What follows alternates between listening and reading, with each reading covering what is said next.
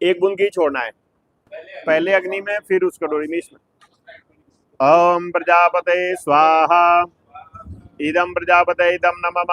ओम इंद्राय स्वाहा, इदम इंद्राय इदम नमः।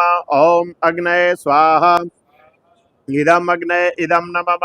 ओम सोमाय स्वाहा, इदम सोमाय इदम नमः।